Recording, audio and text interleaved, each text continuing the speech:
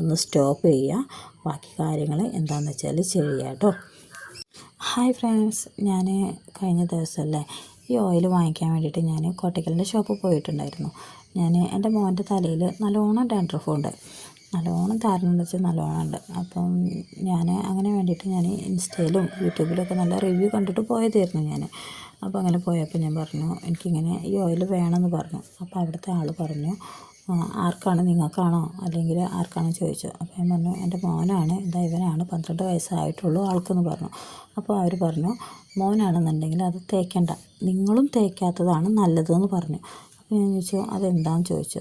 അപ്പോൾ എന്നോട് പറഞ്ഞു ഡാൻഡ്രഫ് താരന് നല്ലോണം പോകുമെന്ന് വെച്ചാൽ മൊത്തമായിട്ട് കണ്ടിന്യൂസ് ആയിട്ട് തേച്ച് കഴിഞ്ഞാൽ നമുക്ക് പോകും.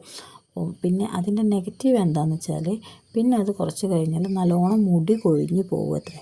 നല്ലോണം മുടി കൊഴിഞ്ഞ് പോകും, താരന് പൂർണ്ണമായിട്ട് പോകും എന്നാണ് പറയുന്നത്. നെഗറ്റീവായിട്ട് പറയല്ല, എനിക്ക് അനുഭവമില്ലാത്ത കാര്യമാണ്. ഞാൻ അവിടുത്തെ ആൾ പറഞ്ഞു തന്ന കാര്യമാണ് ഞാൻ പറയുന്നത്. ആർക്കെങ്കിലും അനുഭവം ഉണ്ടെങ്കിൽ താഴെ വന്നൊന്ന് കമൻറ്റ് ചെയ്യാം കേട്ടോ, എനിക്കറിയില്ല. അപ്പോൾ എന്നിട്ട് അവർ പറഞ്ഞു മോനാണെന്നുണ്ടെങ്കിൽ ഇത് തേക്കണ്ട, ഞാനൊരു ഷാമ്പു തരാം, അതിൻ്റെ വേറൊരു ഓയിലും തരാമെന്ന് പറഞ്ഞു.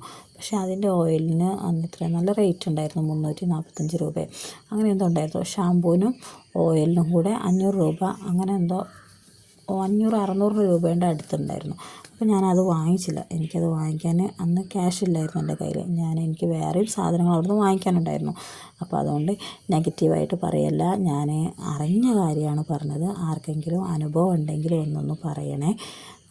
അപ്പം കണ്ടിന്യൂസ് ആയിട്ട് ഉപയോഗിക്കുന്നവരാണെന്നുണ്ടെങ്കിൽ ഒന്ന് ശ്രദ്ധിക്കുക. താരൻ മാറിയിട്ടുണ്ടെങ്കിൽ നിങ്ങളൊന്ന് സ്റ്റോപ്പ് ചെയ്യുക. ബാക്കി കാര്യങ്ങൾ എന്താണെന്ന് വെച്ചാൽ ചെയ്യുക കേട്ടോ. Okay, thank you.